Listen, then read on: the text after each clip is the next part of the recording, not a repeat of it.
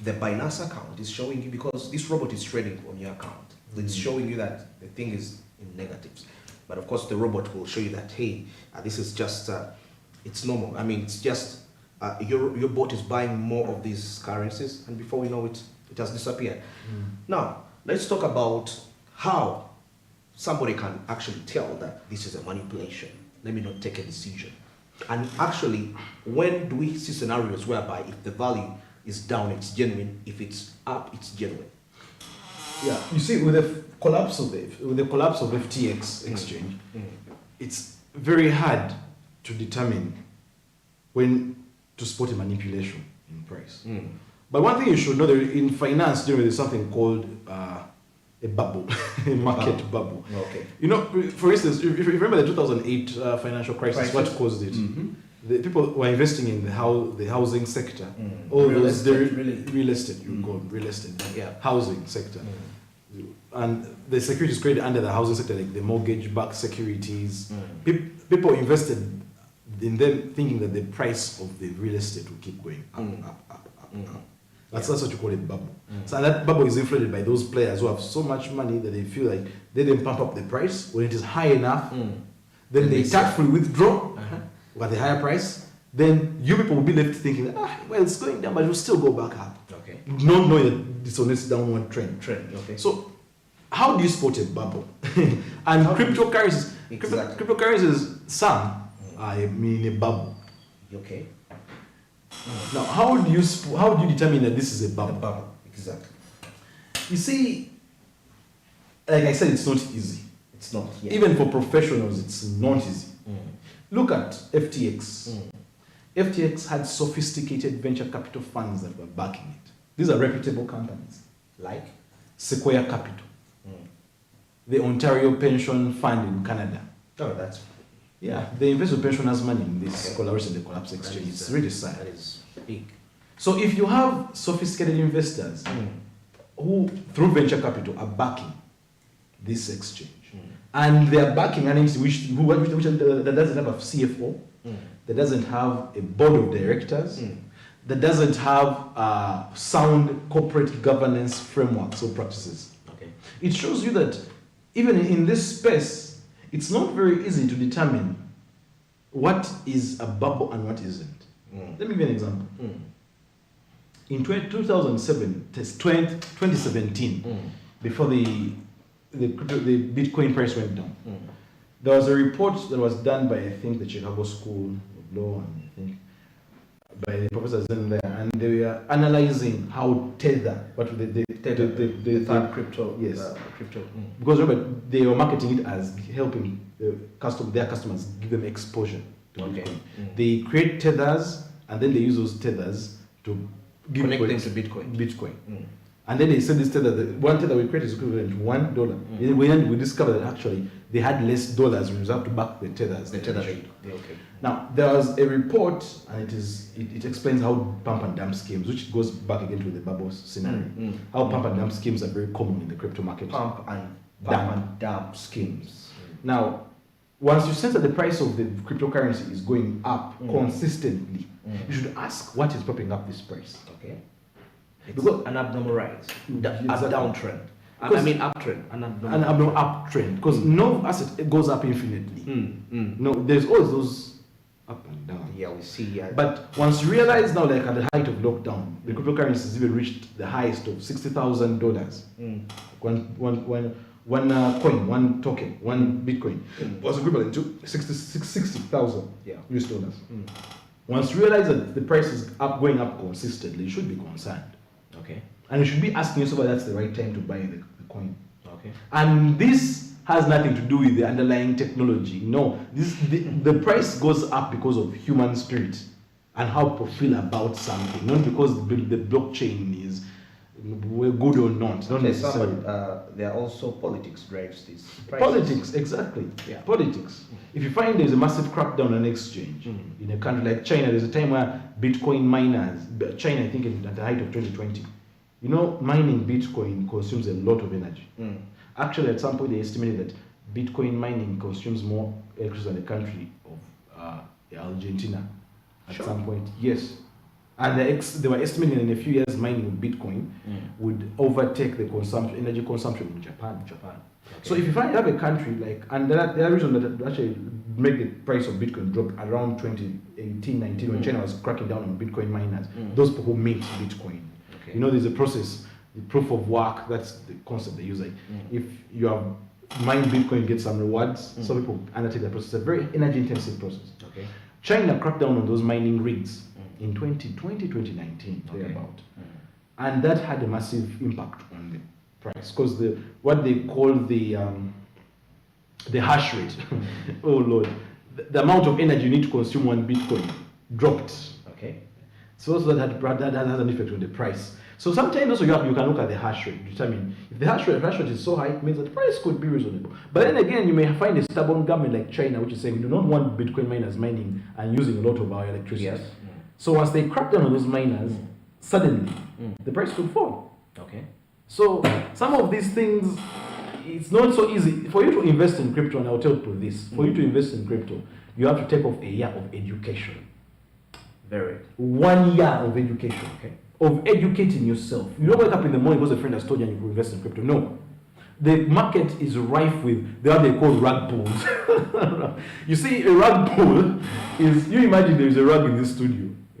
And then we have some good person there who is strong enough to pull that rug beneath your feet. You will fall. Of course you will. So it is full of rug pulls, it's full of pump and dump schemes. You don't know who's inflating up the price. Because if you have these Bitcoin whales, they call them Bitcoin whales, that hold a lot of Bitcoin in their wallets. Once they put that money on the exchange and they want to exchange it and sell the Bitcoin, the price will drop. Okay. Elon Musk was doing this. I remember at some point even he said that Tesla, his company, had Bitcoin on his balance sheet. That was a manipulation scheme. It was real. Yes, Elon Musk, his company Tesla, indeed had Bitcoin on his balance sheet, and at some point he even pledged to accept Bitcoin in exchange for Teslas. Okay. Which I feel was feeding into the pump and dump scheme. So the price went up when this man at some point even said that this is not viable, and the price had to go down. So some of these Bitcoin whales who hold a little Bitcoin in their wallets have the capacity, if they want, to drop that, to make that price plummet all of a sudden. All right. Now, we just left with a few minutes to wind this up. But before you talked about 1 year of education. And I know when it comes to financial related matters now, like in financial markets here, we look at two aspects. There is the technical analysis. That's true. And the fundamental analysis. Let's draw a hint and why these two analyses are important in the space of 5 minutes, and get to inform a viewer what is a technical analysis, what is a fundamental analysis when executing Bitcoin. Number one, I even don't about Bitcoin as any fundamentals. Sure. But there's a technical analysis to Bitcoin. You see, in finance, of course, when you're investing in financial markets, there are two aspects of analyzing an investment.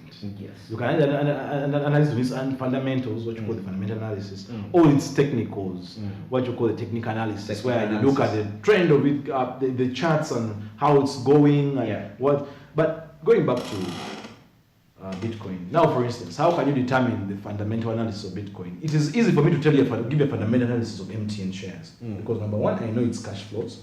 I know where I read their prospectus. They issued a prospectus where I can find information about the cash flows, the balance sheet, how strong the management is, their future projections, their price to earnings ratio, basing on their earnings. I can go into the fundamental analysis of the share, of a share in a stock market, because I have the information. In crypto, there is an information asymmetry. You never understand the fundamentals of Bitcoin. A little bit on the fundamental, like when you gave a scenario in 2018 when the collapse of Bitcoin took place, and where China put a crackdown on Bitcoin miners. Now I'm imagining somebody who's trading Bitcoin at that time can use such a scenario to execute his fundamental analysis, to have a sense to know that actually the price is going to go down. It's not risky for me to. You see, even though you used the example of the mining rigs in China, and that the net. Okay, you could argue that the fundamental analysis in Bitcoin could be in the hash rate. Yes. The amount of energy you use to produce one Bitcoin, because it becomes harder. You can't become rich by mining Bitcoin. Okay. No, that is impossible. Why? Because when you're mining Bitcoin, it becomes harder to solve the math problem each time. If you solve the math problem this time, you need more energy next time. You need more energy the other time. If you use 1x energy to produce this Bitcoin, you need 10x next time, 30x next. So it's hard to do it consistently. Okay. You get? Yeah. So even when you're going to say that, okay, the network hash rate of Bitcoin is going down and therefore the price will go, that's one metric. Yeah. But how sure are you that that without even your knowledge, someone will open up a mining rig in Canada and pump up the price? Of course, that is hard to tell. So again, it's not easy. These fundamentals, because you do not have a prospectus which you can tell you that, hey, these are the fundamentals we expect. And besides, why a fundamentalist may not apply to Bitcoin? Because it's a typically decentralized coin. But it could apply. A fundamental analysis could apply to an exchange. Before you put your money in an exchange and you're going to treat an exchange, it's always good to find out these fundamentals. Yes. Of course, it goes back to the point I was telling people. It goes back to what I was telling people. Please, if you're going to invest in Bitcoin, you need 1 year off to understand these things. Because look, for you to be a lawyer, you take 4 years and 1 year in LDC. For you to be a doctor, you take 5 years. What makes you so sure that for you to trade Bitcoin, you need 1 day? And going back to your question is, if you're going to understand what a fundamental analysis is, and most people trading this Bitcoin, especially in our country, don't understand what the fundamental analysis is and the technical analysis is, and how they apply to Bitcoin. In my view, They don't. well, they do to an extent. I've interacted with some. But there are some sophisticated people who have met, but they're not many. That's what I'm saying. Very few. It's just, there is just excitement. And you cannot invest on hype and trust alone. It's not a viable anything to do. But in conclusion, I'll tell people that, and I'll tell the regulators out there that we do not need regulation. We need good regulation for centralized entities operating in decentralized finance. You get? Yes. And then, I think traders out there, when you are being lured into trading crypto, you should ask some of these key questions. If I'm going to trade via this exchange, what is its governance framework? Where is it registered? Any cryptocurrency exchange that is registered in Vanuatu, those Caribbean islands, is a no-go area. I'll tell people that. Why? Because the regulators in those areas do not care about the underlying fundamentals of the existence of that company. They just want to prove to you through form that they were registered, but not the substance of the registration. For instance, if you find a cryptocurrency exchange, and I think MasterCard has told people this, that if you're a cryptocurrency exchange that wants to get access to MasterCard services, you cannot show a Vanuatu license or a license from one of those Caribbean islands, because most of them are even tax havens. Okay, yeah? That's where money goes to disappear out of thin air. Okay. So if you are going to, if someone tells you that I have an exchange, and please invest by this exchange, and it's registered in Vanuatu, it's registered in that's its domicile. Now, even FTX is a Bahamas entity, but Bahamas is not as bad. But really, it's okay. A lot of people talk about it in a very good place. Bahamas is not as bad. Okay, among all those areas which are offshore and Bahamas, but there are those areas like the Caribbean islands, St. Vincent. If you have anyone telling you that, because even MasterCard itself doesn't accept anyone who is registered in those areas. If you're a cryptocurrency exchange, if you're an online trading platform and you're registered and you have a license from those areas, it's not valid. But from areas like now, like in the US, at least because they're registered, FTX could file for bankruptcy and go through the normal bankruptcy proceedings. Okay. All right. All right. Very interesting. Thanks for that insight. It's really been great, and I believe the viewers have gotten something from this aspect.